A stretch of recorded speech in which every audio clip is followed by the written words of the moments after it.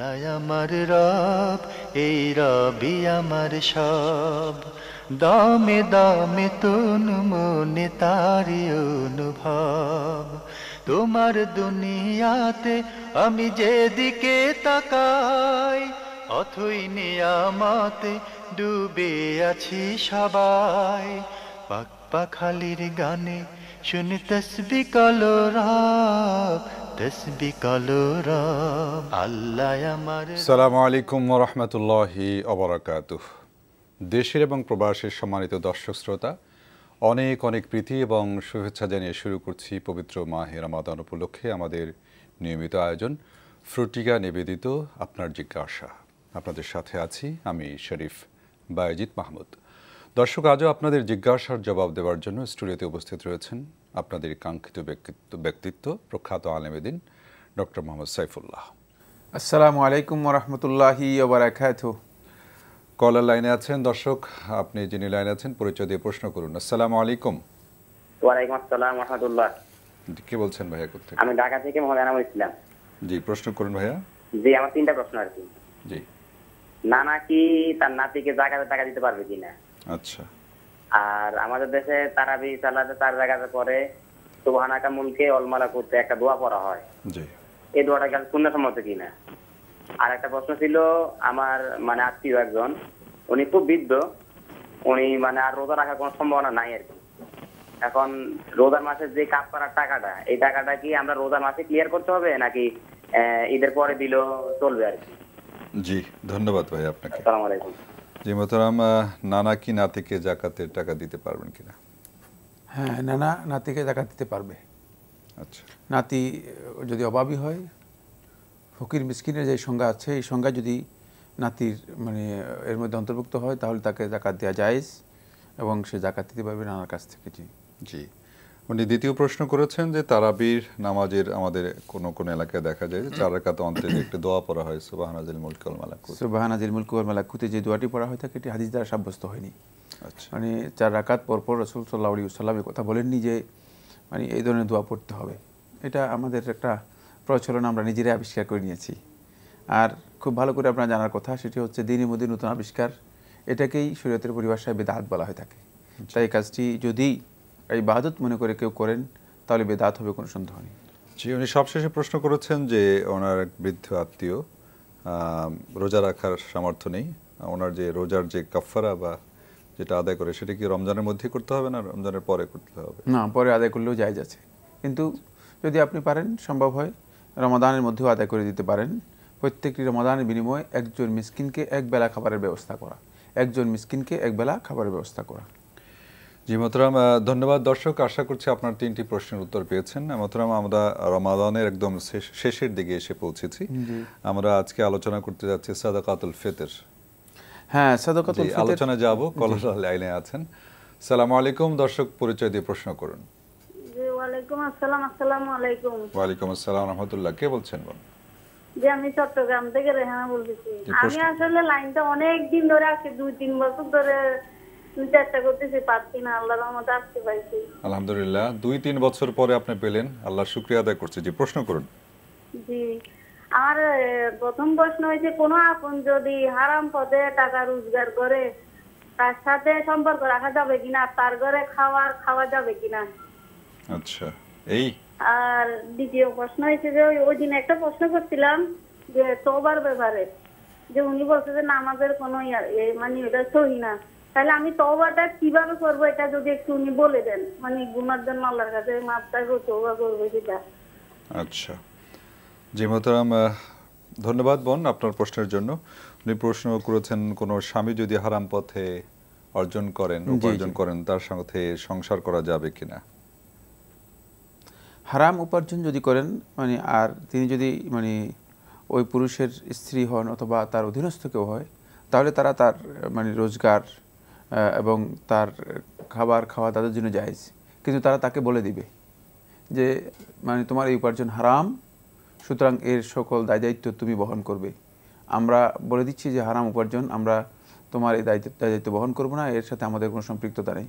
যেহেতু মানে এরা হচ্ছে মূলত এই ব্যক্তির কাছে মিম্মান ইয়াউলু আলাইহি, হাদিসের পরিভাষা বলা হয় মানে যাদের দায়িত্ব তার উপর বর্তানো হয়েছে, মানে এরা যদি মানে আর কোনো এদের অন্য কারো মানে ইনকাম করার কোনো লোক নেই যে ইনকাম করে তাদেরকে মানে ভরণ পোষণ দিবে, এদের ভরণ পোষণ তার উপর বাধ্যতামূলক করে দেওয়া হয়েছে। তাই তাদের জন্য এটি জায়েজ রয়েছে, তারা মানে তার ভরণ পোষণ নিতে পারবে, তার খাবার খেতে পারবে, তবে তাকে এটা ক্লিয়ার করে দিবে যে তোমার এই উপার্জন হারাম হওয়ার কারণে এর সকল দায় দায়িত্ব তোমার উপর বর্তাবে এবং সতর্ক করে দিবে এবং বারবার তাকে হয়তো এই বিষয় সম্পর্কে সতর্ক করলে হতে পারে যে সে হারাম থেকে নিজেকে বিরত রাখার জন্য চেষ্টা করতে পারে। জি, আমরা বোন আপনার দ্বিতীয় প্রশ্নে আসছি, কলার লাইনে আছেন। আসসালামু আলাইকুম, পরিচয় দিয়ে প্রশ্ন করুন দর্শক। জি, আসসালামু আলাইকুম। ওয়ালাইকুম আসসালাম ওয়া রাহমাতুল্লাহ। কে বলছেন? রংপুর থেকে বলছি, মাহমুদা শারমিন। জি, প্রশ্ন করুন। আমার 3টা প্রশ্ন আছে। প্রথম প্রশ্ন হচ্ছে যে নামাজের মুনাজাত করার সঠিক নিয়মটা একটু বলবেন প্লিজ। আচ্ছা। আর সঞ্চয়পত্র, হ্যাঁ, সঞ্চয়পত্র যদি কেউ কিনে এবং সেটা থেকে মাসে মাসে লাভ পায়, তো সেই সঞ্চয়পত্র ধরেন 1 লাখ টাকা কেনা আছে, তো সেই টাকাটা কি যাকাত দিতে হবে কিনা? আর তৃতীয় প্রশ্ন হচ্ছে যে মানত করে যে আমার যদি এটা হয় তাহলে আমি এইটা করব, মানত করা কি ইসলাম সম্মত? ঠিক আছে, ধন্যবাদ। আচ্ছা, ধন্যবাদ আপনাকে। জি মোহতারাম, আমরা আগের যে দর্শক আরেকটি প্রশ্ন করেছিলেন যে তওবা কিভাবে করতে হবে, তওবা করার সঠিক প্রক্রিয়াটা কি? আসলে তওবা শব্দটি মানে আমরা অনেকে বুঝি না বুঝার কারণেই আমাদের এখানে এক বড় ধরনের মিস্টেক হয়ে যায়। সেটি খুব সহজ ভাষায় হচ্ছে তওবা হলো ফিরে আসা। যেমন আপনি রংপুরের দিকে রওনা করেছেন, যাবেন চট্টগ্রামে, এখন কতটুকু যাওয়ার পরে আপনি খেয়াল করেছেন এটা রংপুরের রাস্তায় চলে আসছি, সেখান থেকে ফিরে এসে চট্টগ্রামের রাস্তায় চলে আসলেন, এটা হচ্ছে তওবা। তওবা হচ্ছে ফিরে আসা, গুনাহ থেকে আল্লাহর বান্দা কমপ্লিটলি পরিপূর্ণরূপে ফিরে আসার নাম হচ্ছে তওবা। তওবা মুখিক উচ্চারণের নাম নয়, বা তওবা কোনো ধরনের বিষয় নয় যে মানুষ মুখে মুখে বলবে আমি তওবা করব। তবে তওবার ক্ষেত্রে আল্লাহ নবী সাল্লাল্লাহু আলাইহি ওয়াসাল্লাম একটা নির্দেশনা দিয়েছেন, সেটা হলো আস্তাগফিরুল্লাহ ওয়া আতুবু ইলাইহি, আল্লাহ রাব্বুল আলামিনের কাছে ক্ষমা প্রার্থনা করার জন্য মানে মৌখিক স্বীকৃতি দেওয়া। এই জন্য তওবার মৌলিক শর্ত হচ্ছে 3টি, যেটি অবশ্যই পূরণ করতে হবে, অন্যথায় সেটি তওবা হবে না। 1 নম্বর হচ্ছে আন-নাদমু আলা মা ফাআল, যে কাজটি সে করেছে তার উপর অনুতপ্ত হতে হবে। অপরাধবোধ যেটাকে বলে, সত্যিকার অপরাধবোধ যদি জাগ্রত না হয় তাহলে তিনি তওবা করেন নাই। তিনি মৌখিক যদি বলেন যে তওবা, যেমন একজন হঠাৎ করে একটা কিছু বলে তওবা, মানে তওবা দিয়ে তিনি বুঝাচ্ছেন যে আসলে মানে কাজটা ভুল হয়েছে, কিন্তু আসলে কিছুই করেননি। দ্বিতীয় যেটা সেটা হলো মানে যেই কাজটা তিনি করেছেন মানে এর জন্য আল্লাহ রাব্বুল আলামিনের কাছে তাকে ক্ষমা প্রার্থনা করতে হবে, আল্লাহ রাব্বুল আলামিনের কাছে মানে এই অপরাধের জন্য ক্ষমা চাইতে হবে। তৃতীয় নম্বর যে শর্তটি সেটি হলো মানে এখান থেকে ফিরে এসে ভালো কাজ যেগুলো আছে, যে কাজগুলো তার ছুটে গিয়েছে, এই কাজের কারণে, এই অপরাধের কারণে সে ভালো কাজের দিকে অগ্রগামী হবে। আর যদি সে অপরাধটুকু মানুষের হকের সাথে সম্পৃক্ত হয়, তাহলে ওই অপরাধটু মানুষের হকের সাথে সম্পৃক্ত হওয়ার কারণে কারো হক যদি থেকে যায়, তার হক তার কাছে পৌঁছে দিতে হবে। এটা হলো 4টি শর্ত। এই 4টি কাজ যদি কেউ না করে আর তিনি যদি মুখে সারা জীবন তওবা তওবা বলে, তার এই তওবা শুধুমাত্র মৌখিক এবং লৌকিক তওবা হবে, এটি ইসলামী শরীয়তে তওবা বলা হয় না। এবং এর তওবার জন্য ভিন্ন যতই নামাজ পড়ুক না কেন, যতই তাসবিহ করুক না কেন, তিনি সত্যিকার অর্থে এই ধরনের তওবার মাধ্যমে ওই হারাম কাজ থেকে, গর্হিত কাজ থেকে, নিষিদ্ধ বিষয় থেকে নিজেকে ফিরিয়ে আনতে সক্ষম হবেন না। জি, ধন্যবাদ। আশা করছি বোন রেহানা আপনি 2টি প্রশ্নের সঠিক উত্তর পেয়েছেন। এরপরে বোন মাহমুদা প্রশ্ন করেছেন নামাজে মোনাজাতের সঠিক পদ্ধতি কি? নামাজের মুনাজাত কনসেপ্টটাও মিস্টেক, মানে আমাদের বড় ধরনের ভুলের মধ্যে অন্তর্ভুক্ত। নামাজের মধ্যে মুনাজাত বলতে নামাজ পুরোটাই মুনাজাত। নামাজের আল্লাহু আকবার বলে শুরু করে, মানে শুরু হচ্ছে নামাজের আল্লাহু আকবার দিয়ে, শেষ হচ্ছে সালামের মাধ্যমে।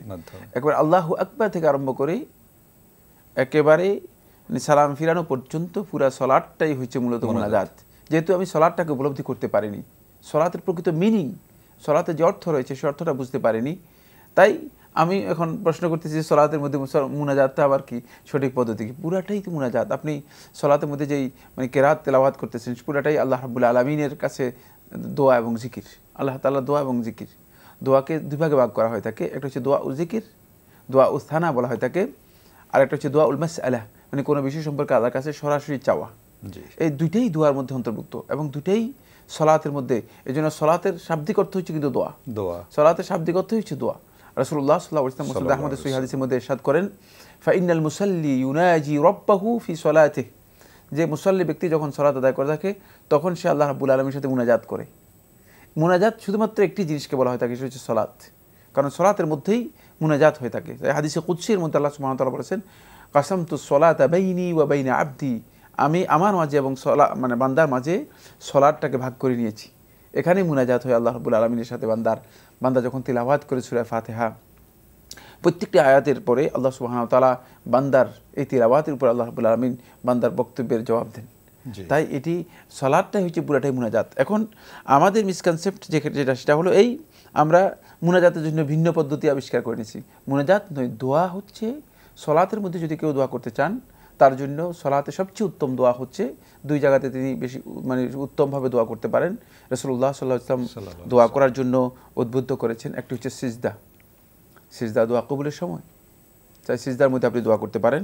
আরেকটি হচ্ছে তাশাহুদের সময়, আপনি যখন শেষ বৈঠকে তাশাহুদ করবেন তখন আপনি অধিক পরিমাণে দোয়া করতে পারেন, এই দোয়া করা জায়েজ রয়েছে এবং এটাই রাসূলুল্লাহ সাল্লাল্লাহু আলাইহি ওয়াসাল্লামের নির্দেশনা সালাতের মধ্যে দোয়ার জন্য। জি, নামাজের নির্ধারিত যে দোয়াগুলো তার বাইরে অতিরিক্ত দোয়া করতে পারেন এই দুই সময়। নামাজে যে নির্দিষ্ট জিকিরগুলো রয়েছে সেই জিকিরগুলো ছাড়াও দোয়া করতে পারবেন। জি, উনি দ্বিতীয় আরেকটি প্রশ্ন করেছেন যে সঞ্চয়পত্র যে মাসে মাসে যে প্রফিটটা আসে তারও কি যাকাত দিতে হবে কিনা?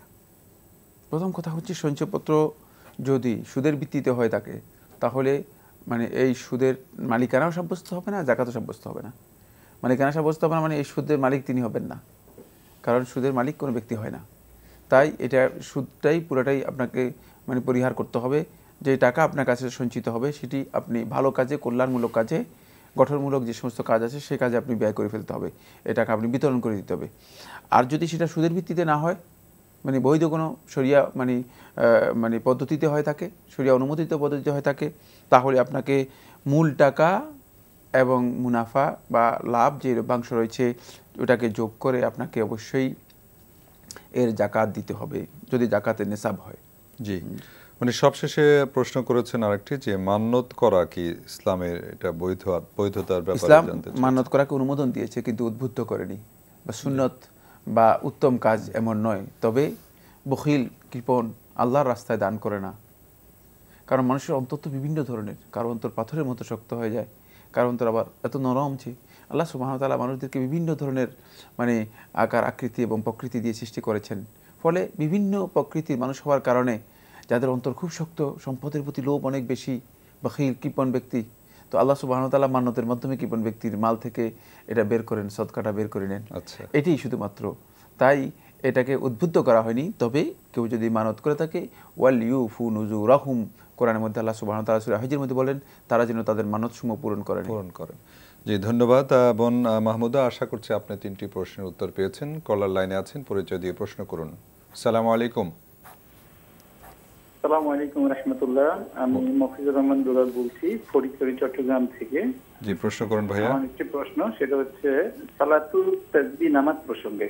জি, এই নামাজটির ফজিলত কি এবং কোন কোন আলেম বলে থাকেন জীবনে একবার হলেও এই নামাজটি পড়তে হবে, এই কথাটা সত্য কিনা? জি, আর কোন আরেকটি যদিও আলোচনার প্রাসঙ্গিক নয়, তবু জানতে চাচ্ছি আজকে কয়েকদিন জনরাত দিন আল্লাহ সাহেবকে দেখছি না, যদি জানাতেন ভালো লাগতো। জি, ধন্যবাদ। আপনার প্রথম প্রশ্নে আসছি যে সালাতুত তাসবিহ ফজিলত এবং কোনো আলেম নাকি বলে থাকেন যে জীবনে একবার হলেও পড়া উচিত, এই বিষয়ে যদি বলতেন। সালাতুত তাসবিহের যে হাদিসটি বর্ণনা করা হয়েছে ইমাম তিরমিজি রাহমাতুল্লাহ তাআলা সুনানের মধ্যে বর্ণনা করেছেন, এর ফজিলত সেখানে বর্ণনা করা হয়েছে। বাকি ওই ফজিলতের মধ্যে একথা বলা আছে যে মানে কমপক্ষে জীবনে একবারও পড়া যেতে পারে। ঠিকই বলেছেন, এই যে কথাগুলো আপনি বলেছেন সবগুলোই এখানে আছে। বাকি এই হাদিসটি গ্রহণযোগ্য নয়। শেখুল ইসলাম ইবনে তাইমিয়া রাহমাতুল্লাহ বলেছেন হাদিসটি বাতিল, এবং সালাতুত তাসবিহের যেই হাদিসটি বর্ণিত হয়েছে এটি মোটেও গ্রহণযোগ্য নয়, একটি মিথ্যা হাদিস, বাতিল হাদিস। ফলে নফল ইবাদতের মধ্যে সবচেয়ে শ্রেষ্ঠ ইবাদত হচ্ছে রাতের নামাজ। রাসূল সাল্লাল্লাহু আলাইহি ওয়াসাল্লাম সেই হাদিসের মধ্যে বলেছেন যে আল্লাহ রাব্বুল আলামিনের কাছে আফদালুস সালাতি বাদাল ফরিদা, ফরজ সালাতের পরে সবচেয়ে শ্রেষ্ঠ সালাত হচ্ছে সলাতুল লাইল, রাতের নামাজ। তাই রাতের নামাজ যদি আমরা আদায় করে থাকি এটা আমাদের জন্য উত্তম, কারণ কোনো ইবাদত ফরজ নয় অথচ জীবনে একবার আদায় করতে হবে, তাহলে তো জীবনে একবার ফরজ হয়ে যাচ্ছে। সে তাই এই হাদিসের যেমনিভাবে সনদের মধ্যে, সনদ হয়তো আপনার বুঝতে অসুবিধা হবে, সনদ হচ্ছে হাদিসের যেই পরম্পরা সূত্র, বর্ণনাকারীদের পরম্পরা সূত্র, সনদের মধ্যে যেমনিভাবে বড় ধরনের বিপর্যয় এই হাদিসের মধ্যে রয়েছে, বড় ধরনের সমস্যা রয়েছে, ঠিক মাথন হচ্ছে বক্তব্য, টেক্সটের মধ্যেও বড় ধরনের সমস্যা রয়েছে। সবগুলোকে মিলিয়ে শেখুল ইসলাম ইবনে তাইমিয়া রাহমাতুল্লাহ আলাইহি বলেছেন এই হাদিসটি বাতিল, মোটেও গ্রহণযোগ্য নয়। জি, ভাই মফিজুর রহমান, আশা করছি আপনার প্রশ্নের উত্তর পেয়েছেন। দ্বিতীয় যে এটি জানতে চেয়েছেন আপনাদের প্রিয় উপস্থাপক জয়নুল আবদিন আজাদ সাহেব, উনি ব্যক্তিগত কাজে দেশের বাইরে আছেন, আপনারা ওনার জন্য দোয়া করবেন। মোহতারাম, আমরা সাদাকাতুল ফিতর সম্পর্কে আলোচনা শুনতে যাচ্ছিলাম। হ্যাঁ, সাদাকাতুল ফিতরের বিষয়টি আমাদের অত্যন্ত গুরুত্বপূর্ণ বিষয়, এই জন্য যেহেতু সাদাকাতুল ফিতর আমাদের খুব কাছাকাছি সময় এসে যাচ্ছে। এই সদকাটুকু মূলত ওয়াজিব হয়ে থাকে, রাসূলুল্লাহ সাল্লাল্লাহু আলাইহি ওয়াসাল্লামের হাদিস থেকে প্রমাণিত হয়েছে, যখন মানে ফিতর শুরু হয়। ফিতর কাকে বলা হয় এটা জানতে হবে। আল ফিতর, দেখুন ঈদ উল ফিতর, সাদাকাতুল ফিতর, ফিতরটা কি জিনিস সেটা আমাদেরকে জানতে হবে। ফিতর শব্দের শাব্দিক অর্থ হচ্ছে আল ইফতার। হ্যাঁ, ফিতর আর ইফতার একই অর্থে আরবি ভাষায়। ফিতর বলা হয় তাকে মানে আপনি সিয়াম ভঙ্গ করলেন, মানে সিয়াম মানে ইফতার করলেন, যেটাকে আমরা খুব সহজেই আমাদের কাছে এটা এখন অর্থটা খুব ক্লিয়ার হয়ে গেছে। ইফতার তো আমরা বুঝি, এটা আরবি শব্দ। ইফতারকে বলা হয় থাকে নাস্তা, মানে ইফতারটা নাস্তা বোঝানোর জন্য মানে আরবি ভাষায় ব্যবহৃত হয়। তো যেহেতু আপনি মানে এতদিন পর্যন্ত সিয়াম পালন করেছেন, এতদিন সিয়াম পালন করার পরে আপনি এখন সিয়াম পালন করছেন না, সিয়াম পালন ভঙ্গ করছেন, এই জন্য যেই সদকাটুকু আপনাকে দিতে হয় এই সদকার নাম হচ্ছে সদকাতুল ফিতর। আর এটাকে যাকাতুল ফিতর বলা হয় থাকে। এটাকে আমরা আমাদের পরিভাষায় অনেক ক্ষেত্রে ফিতরাও বলে থাকি, কিন্তু ফিতরা শব্দটি আরবি ভাষায় মানে এই অর্থে শুদ্ধ নয়, এই অর্থে প্রযোজ্য নয়। ফিতরাটা শব্দটা আমাদের উর্দু অথবা ফার্সি শব্দ থেকে এসেছে, যাই হোক সেদিকে আমি যাচ্ছি না। বাকি রয়ে গেছে যে বিষয়টি, সেটা হলো এই সাদাকাতুল ফিতর অর্থাৎ যাকাতুল ফিতর রাসূলুল্লাহ সাল্লাল্লাহু আলাইহি ওয়াসাল্লাম আব্দুল্লাহ ইবনে আব্বাস রাদিয়াল্লাহু আনহু বর্ণিত হাদিসের মধ্যে বলেছেন, তিনি বলেন, ফারাদ রাসূলুল্লাহ সাল্লাল্লাহু আলাইহি ওয়াসাল্লাম যাকাতুল ফিতর, রাসূলুল্লাহ সাল্লাল্লাহু আলাইহি ওয়াসাল্লাম যাকাতুল ফিতর ফরজ করেছেন লিস-সাইমি, রোজাদারের জন্য। রোজাদার ব্যক্তি মানে এই যে দীর্ঘ সময় সিয়াম পালন করলো, জি, সিয়ামের মধ্যে মানে রোজা পালনের ক্ষেত্রে তার মানে অনিচ্ছাকৃত কিছু মিস্টেক হতে পারে। এটি দুই ধরনের, একটা হচ্ছে আল্লাগু আর একটা হচ্ছে ওয়ারাফাত। কোনো কারণে অশ্লীল কথা মুখে এসে যেতে পারে, কোনো কারণে মানে অশ্লীল কোনো কিছু চোখে পড়ে যেতে পারে, কোনো কারণে মানে বেহুদা কাজের মধ্যে নিজেকে লিপ্ত করতে পারে। কারণ বেহুদা অনেক কাজ আছে যেটা আমরা মানে এই সিয়ামকে সম্পূর্ণরূপে আল্লাহ রাব্বুল আলামিনের কাছে পরিশুদ্ধ করার মানে কাজটি যতই চেষ্টা করুক না কেন, আল্লাহর বান্দা মানবিক যে প্রকৃতি রয়েছে, মানবিক যে দুর্বলতা রয়েছে, এই দুর্বলতার কারণে আল্লাহর বান্দা সেটাকে পরিপূর্ণরূপে পরিষ্কার করতে পারে না। এই মানে পরিপূর্ণ পরিষ্কার করার জন্য আল্লাহ রাব্বুল আলামিন এই সাদাকাতুল ফিতর এটি আল্লাহ রাব্বুল আলামিন ব্যবস্থা করেছেন। এখানে আমরা আসবো আবার, কলার লাইনে আছেন দর্শক। আসসালামু আলাইকুম, পরিচয় দিয়ে প্রশ্ন করুন। আসসালামু আলাইকুম। ওয়ালাইকুম আসসালাম ওয়া রাহমাতুল্লাহ। কে বলছেন ভাইয়া? আমি মোহাম্মদ আবু বকর সিদ্দিক বলছি, দামোদরা চুয়াডাঙ্গা থেকে। আমার একটা প্রশ্ন আছে। জি বলুন। প্রশ্নটি হলো যে আমাদের এই দামোদরা বেগপাড়া একটা মসজিদ আছে। জি। তো সেই মসজিদে আপনার অনেক মানুষ দূর দূরান্ত থেকে ওই পানি তারপরে তেল রেখে চলে যান, এবং দেখা যাচ্ছে 2-3 দিন পরে এসে আবার ওই তেল পানি ওগুলো নিয়ে যান, এবং তাদের রোগ বালা মুসিবত দূর হবে বলে অনেকে মনে করেন ইত্যাদি। এগুলো আসলে ইসলামে জায়েজ আছে কিনা এবং এটা শিরকের মধ্যে পড়বে কিনা বিস্তারিত জানাবেন। জি ধন্যবাদ ভাই, আপনার প্রশ্ন আমরা পেয়েছি। মহতারাম পেয়েছেন নিশ্চয়ই। ওনার এলাকায় যে মসজিদে বোতল রেখে যান, পানির বোতল, তেল, আবার 2-3 দিন পরে এসে নিয়ে যান, মনে করেন যে এখান থেকে আমরা মুক্তি পাবো ইত্যাদি। এটা এই ভাই যে প্রশ্নটি করেছেন খুবই সূক্ষ্ম প্রশ্ন করেছেন। তিনি হয়তো মনে করেছেন সহজ প্রশ্ন করেছেন, সহজ নয়। সেটা হচ্ছে এখানে মৌলিক আকীদার এবং অন্তরের সম্পর্কের একটি বিষয় রয়ে গিয়েছে। যদি কেউ মনে করেন যে এই তৈল পড়া অথবা এই পানি পড়া যেটি মানে এই ইমামের কাছ থেকে অথবা মুয়াজ্জিনের কাছ থেকে নেওয়া হচ্ছে, এর মাধ্যমে মানে এটাই তার রোগ আরোগ্যের কারণ হবে, এর মাধ্যমে তিনি সুস্থ হয়ে যাবেন, তার বালা মুসিবত দূর হয়ে যাবে, তাহলে এই কাজটি শিরক আকবর, এই কাজটি শিরক আকবর। আর যদি তিনি মনে করেন যে এই পানি পড়া অথবা তেল পড়া যদি কেউ মনে করেন যে এটা নিলে মানে এটার মাধ্যমে হয়তো আল্লাহ তাআলা মানে এইটার মাধ্যমে আল্লাহ রাব্বুল আলামিন হয়তো মানে আমাকে সুস্থ করে দেবেন, তাহলে এটা শিরক আসগর। আচ্ছা। আর যদি কেউ পানি পড়া নেন আর তিনি তৈল পড়া নেন আর মনে করেন যে পানি পড়া তৈল পড়া নিলাম যদি কোরআন এবং হাদিস থেকে দিয়ে থাকে, আল্লাহ রাব্বুল আলামিনের কাছে দোয়া করি আল্লাহ সুবহানাহু ওয়া তাআলা যদি মেহেরবানি করে মাফ করে দেন, তিনি যদি সুস্থ করে দেন, তাহলে এটা শিরক হবে না। তিনটি অত্যন্ত সূক্ষ্ম কথা বলেছি, যদি বুঝার সুযোগ থাকে ভালো করে বুঝে নিতে হবে। অনেক দীর্ঘ আলোচ্য বিষয়, অনেক দীর্ঘ আলোচ্য বিষয়। জি, ধন্যবাদ মোহতারাম। এই বিষয়ে আবার এরকম একটা ধারণা আছে যে মানে পানি কেউ ফু দিক আর না দিক, মসজিদে রেখে গেলাম নিয়ে গেলাম, এই যে বিষয়টা, এরকম অনেক সময় হয়তো কারো মধ্যে বদ্ধমূল ধারণা আসতে পারে যে মসজিদে রেখে গেলাম এর ফজিলাতে হয়তো মসজিদের মানে ব্যক্তিগত ফজিলতের বিষয়টি এটা একই হুকুম হবে। আমরা যে বক্তব্য দিয়েছি এর মধ্যে সব কথা এসে গিয়েছে। জি, কলার লাইনে আছেন, পরিচয় দিয়ে প্রশ্ন করুন দর্শক। জি, আমার নাম মহসিন আহমেদ, আমি কুমিল্লা থেকে বলছি। জি, প্রশ্ন। আমার প্রশ্ন প্রচলিত এই যে আমরা হ্যালো, এক ধরনের বিতর্ক হচ্ছে। হ্যালো, জি, প্রশ্নটি রিপিট করুন, আমরা শুনতে পাইনি। যে এই যে নামাজের নিয়ত সংক্রান্ত ব্যাপারে প্রশ্নটা হচ্ছে, আমরা যে নামাজের নিয়ত করি আরবিতে, সেটা আসলে কতটা যুক্তিযুক্ত? কেউ কেউ বলতেছে এটা বেদাত, আরবিতে নিয়ত করাটা বেদাত, আমাদের মনে মনে নিয়ত করলেই হবে। ওকে। বা রোজার যে নিয়ত করি যে নামাইতোয়ান, নামাজেরও যে নিয়ত করি নামাইতোয়ান, নিয়ত করাটা কি যুক্তিযুক্ত নাকি এটা বেদাত? আচ্ছা আচ্ছা, আমরা আপনার প্রশ্নটা পেয়েছি। আপনি মূলত জানতে চাচ্ছেন যে নামাজে যে আরবি নিয়ত করা হয় এই বিষয় তো?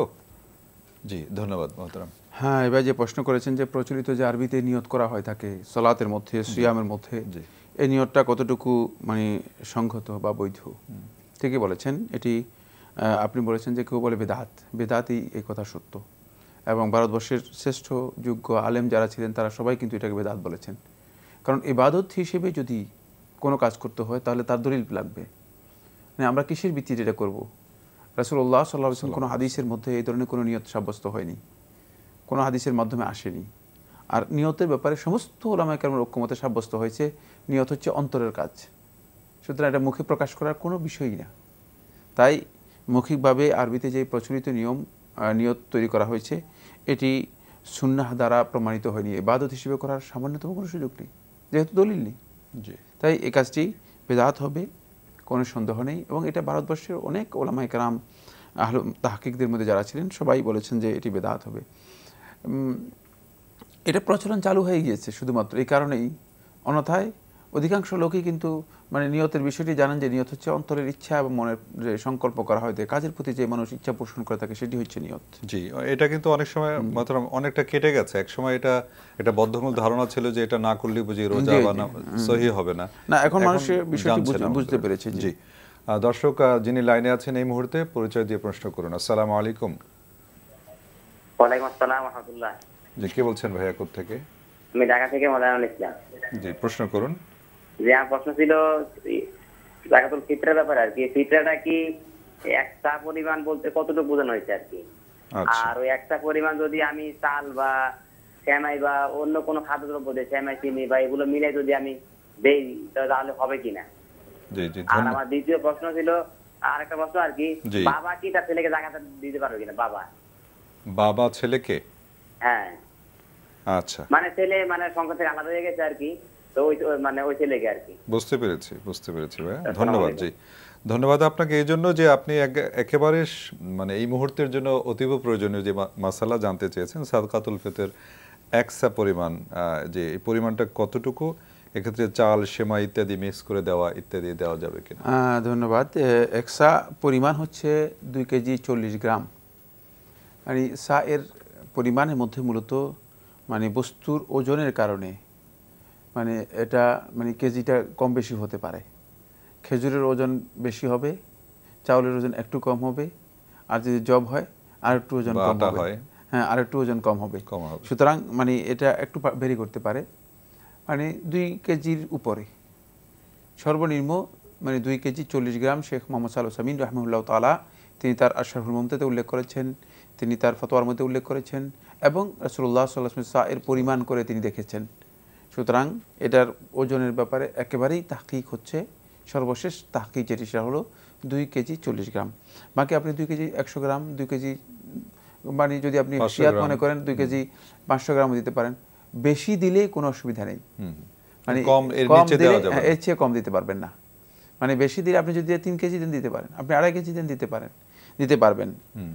সেটা চাউল দিতে হবে, খাদ্যদ্রব্য দিতে হবে। খাদ্যদ্রব্যের মধ্যে সেমাই, চিনি এর মধ্যে আসবে না, কারণ রাসূল সাল্লাল্লাহু আলাইহি ওয়াসাল্লাম সা উল্লেখ করে দিয়েছেন। সা এর মধ্যে মূলত এই মিনিংটা রয়ে গিয়েছে। আচ্ছা, মানে সা এর আরবি ভাষায় যখন মানে মিনিং করা হয় থাকে, তখন ওজনের মানে বিষয়টি ওখানে মিনিংয়ের মধ্যে পাওয়া যায়। তাই সেমাই দিলে সেটি হবে না, চিনি দিলে হবে না, অথবা মানে এই জাতীয় যেমন বিভিন্ন ধরনের ভ্যারাইটিস করে দিলেন সেটা হবে না। মানে মূল খাদ্যদ্রব্য দিতে পারেন, যেগুলো রাসূলুল্লাহ সাল্লাল্লাহু আলাইহি ওয়াসাল্লাম হাদিসের মধ্যে এসেছে। 4 প্রকারের খাদ্যদ্রব্য থেকে সরাসরি হাদিসের মধ্যে আব্দুল্লাহ ইবনে উমর রাদিয়াল্লাহু বর্ণনা করেছেন। একটি হচ্ছে খেজুর, জি, আরেকটি হচ্ছে জব, আরেকটি হচ্ছে পনির, তারপরে আরেকটি হচ্ছে কিশমিশ। এগুলো বেশি প্রচলিত ছিল মানুষের মাঝে। এগুলোকে রাসূলুল্লাহ সাল্লাল্লাহু আলাইহি ওয়াসাল্লাম হাদিস দ্বারা প্রমাণিত হয়েছে। এগুলোর মাধ্যমে রাসূলুল্লাহ সাল্লাল্লাহু আলাইহি ওয়াসাল্লাম সময় মূলত এই সাদকাতুল ফিতর আদায় করা হতো। যে আমাদের বর্তমান সময়ের জন্য ওই সময় রাসূল সাল্লাল্লাহু আলাইহি ওয়াসাল্লামের সময় এটা বেশি প্রচলিত ছিল। মানে এখন এখানে চাউল হবে, জি চাউল হবে আমাদের জন্য সবচেয়ে বেশি প্রযোজ্য, যেহেতু আমাদের আটা হতে পারে প্রায় 99% লোকই মূলত ভাত খায়। জি জি। আপনি আরেকটি প্রশ্ন করেছেন যে বাবার সংসার থেকে যদি ছেলে আলাদা হয়ে যায়, ছেলে যদি যাকাত পাওয়ার হকদার হয়, তাকে দেওয়া যাবে কিনা? হকদার হলে টাকা দিতে ছেলেকে কোনো অসুবিধা নেই, দিতে পারবে। জি জি, ধন্যবাদ ভাই মাজারুল। আপনি আশা করছি যে 2টি প্রশ্নের উত্তর পেয়েছেন। কলার লাইনে আছেন, পরিচয় দিয়ে প্রশ্ন করুন। আসসালামু আলাইকুম। ওয়ালাইকুম আসসালাম ওয়া রাহমাতুল্লাহ। কে বলছেন? আমি চট্টগ্রাম রাজধানী থেকে বলছি। জি, আপনার টিভির ভলিউমটা কমিয়ে প্রশ্ন করুন ভাইয়া। ভাই আমি জানতে চাচ্ছিলাম যে আমার বাড়িতে একটা অন্ধ, জি, উনি জন্ম থেকে অন্ধ, উনি কোরআনে হাফেজ। আচ্ছা, এখন ওই আমাদের মাদ্রাসায় এক সুযোগ বলছে নাকি হানিফি মাযহাবে অন্ধরা নামাজ তারাবি পড়াতে পারে না, এটা একটু জানতে চাইছিলাম আর কি। আচ্ছা, জি, মোহতারাম প্রশ্ন পেয়েছেন। ওনার ভাতিজা অন্ধ এবং কোরআনের হাফেজ, কিন্তু কেউ নাকি বলেছেন যে অন্ধ হাফেজ সাহেবরা মানে তারাবি নামাজ পড়াতে পারবে না, এরকম কোনো বিষয় আছে কিনা? না, এই বক্তব্য মানে যথাযথ নয়। আল্লাহ নবী সাল্লাল্লাহু আলাইহি ওয়াসাল্লাম এর সাহাবী আব্দুল্লাহ ইবনে মাকতুম রাদিয়াল্লাহু তাআলা অন্ধ ছিলেন। তিনি আজান দিতেন, শুধু আজান দিতেন নয়, আল্লাহ নবী সাল্লাল্লাহু আলাইহি ওয়াসাল্লাম মসজিদে নামাজ পড়াতেন নয় শুধু, আল্লাহ নবী সাল্লাল্লাহু আলাইহি ওয়াসাল্লাম মসজিদে নামাজ পড়িয়ে রাসূল সাল্লাল্লাহু আলাইহি ওয়াসাল্লামের সাথে আবার তিনি কুবায় যেতেন, কুবায় গিয়ে সেখানে আরেকটা মসজিদে ইমামতি করতেন। সুতরাং যিনি বলেছেন তিনি এই মাসআলা সঠিক দেননি। জি, ধন্যবাদ মোহতারাম। আপনি কলার লাইনে আছেন। জি, আসসালামু আলাইকুম ওয়া রাহমাতুল্লাহ। ওয়ালাইকুম সালাম ওয়া রাহমাতুল্লাহ। আসসালামু আলাইকুম। ওয়ালাইকুম আসসালাম ওয়া রাহমাতুল্লাহ। জি ভাই, কে বলছেন, কোথা থেকে? আমি মোহাম্মদ বদরুদ্দোজা বদর, সিলেট শহর থেকে বলছি। জি, প্রশ্ন করুন ভাইয়া। আমি প্রথমেই এনটিভি পরিবার এবং এনটিভির এই প্রোগ্রামের সাথে সংশ্লিষ্ট সবাইকে ধন্যবাদ জানাচ্ছি এই জন্য যে সারা মাস কষ্ট করে একটা অনুষ্ঠানের আয়োজন করেছেন। পাশাপাশি ডক্টর মোহাম্মদ সাইফুল্লাহ এবং আজকে উপস্থিত নেই জয়নুল আবেদিন ফারুক এবং আপনি সবাইকে আমার অন্তরের অন্তঃস্থল থেকে ধন্যবাদ জানাচ্ছি সুন্দর একটা অনুষ্ঠান সারা মাস এই পরিচালনার জন্য। আপনাকেও ধন্যবাদ জানাচ্ছি ভাইয়া, আপনাকে অসংখ্য ধন্যবাদ জানাচ্ছি। আপনাদের জন্যই তো এই অনুষ্ঠান এবং আপনারা এই রাত জেগে প্রশ্ন করেন বলেই তো আমাদের এই অনুষ্ঠান সফল হচ্ছে। এবার আপনার প্রশ্ন করুন প্লিজ। আমি একটা ব্যাপারে একটু কনফিউজ হয়ে গেছি। গতকাল একটা আনসার দিয়েছেন ডক্টর সাইফুল্লাহ সাহেব যে ফিক্সড ডিপোজিটে যাকাত আসবে না যতক্ষণ পর্যন্ত ফিক্সড ডিপোজিটে টাকাটা হাত না আসবে। তো আমার জানাটা হচ্ছে এই জন্য যে ইসলামিক ব্যাংকে কয়েক ধরনের অ্যাকাউন্ট আছে। একটা হচ্ছে যে আপনার নির্দিষ্ট সময়ের জন্য, যেমন 5 বছরের জন্য একটা অ্যাকাউন্ট, সেখান থেকে একটা নির্দিষ্ট টাকা থাকবে, সেখান থেকে লাভ জমা হবে। জি। এই একটা। আরেকটা আছে 3 মাস ব্যাপী, যেমন 10 লাখ টাকা আমি রাখলাম 3 মাসের জন্য, 3 মাস পরে পরে এটা লাভ আসবে। জি। আর আরেকটা হচ্ছে জিপিএস, যেটাতে আমি মনে করেন মাসে মাসে আমার 20 লাখ টাকা জমা হচ্ছে। এই 3টা অ্যাকাউন্ট নিয়ে আমাকে যদি একটু ক্লিয়ার করেন আমি অশেষ উপকার পাবো প্লিজ। ওকে, ধন্যবাদ ভাইয়া, অসংখ্য ধন্যবাদ আপনাকে। মোহতারাম প্রশ্ন পেয়েছেন তো? হ্যাঁ, প্রশ্নটি পেয়েছি। আসলে মানে ওই বিষয়গুলো ক্লিয়ার করতে হলে মানে আমাদেরকে মানে আপনার মানে অনেক দীর্ঘ সময়, যিনি যে বিষয়ে প্রশ্ন করেছেন তাকে আমরা সেই বিষয়ের ততটুকু উত্তর দেওয়ার চেষ্টা করি। ফিক্সড ডিপোজিটের অনেকগুলো ধরন রয়েছে, ঠিকই বলেছেন। আমরা শুধুমাত্র আলোচনা করেছি মেয়াদি যে ডিপোজিট আছে 3 বছরের জন্য, 3 বছর ছাড়া তিনি সেটাকে কি করতে পারবেন না, রিসিভ করতে পারবেন না।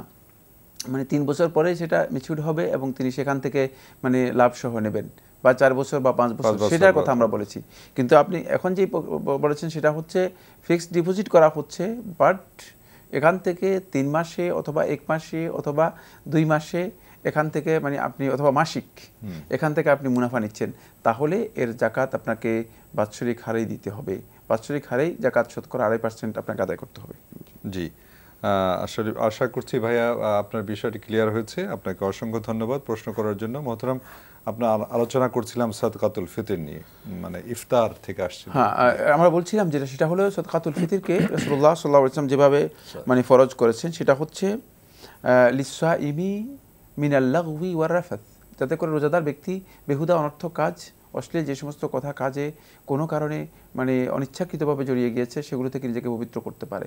আরেকটি অবজেক্টিভ রাসূলুল্লাহ সাল্লাল্লাহু আলাইহি ওয়াসাল্লাম সাদকাতুল ফিতরে উল্লেখ করেছেন, সেটা হচ্ছে তু'মাতাল লিল মাসাকিন, এবং মিসকিনদের জন্য, ফকির মিসকিন যারা আছে, হতদরিদ্র মানুষ যারা আছে, যাতে করে তারা ঈদের এই আনন্দে শেয়ার করতে পারে, তাদের এই খাবারের এই দিনের অন্তপক্ষে তাদেরকে মানে শেয়ার করার জন্য সুযোগ করে দেওয়ার জন্য আল্লাহ নবী সাল্লাল্লাহু আলাইহি ওয়াসাল্লাম সাদকাতুল ফিতর ফরজ করেছেন।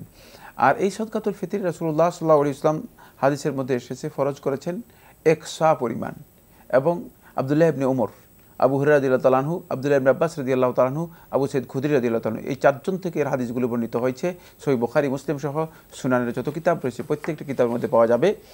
এখানে একেবারেই স্পষ্ট বক্তব্য 1 সা পরিমাণ, মানে ফারাদা রাসূলুল্লাহ সাল্লাল্লাহু আলাইহি ওয়াসাল্লাম সাআম মিনাত তামার, মানে সাদকাতুল ফিতর সাআম মিনাত তামার, সাআম মিন জাবিব, সাআম মিন শাঈর, সাআম মিন ইকত।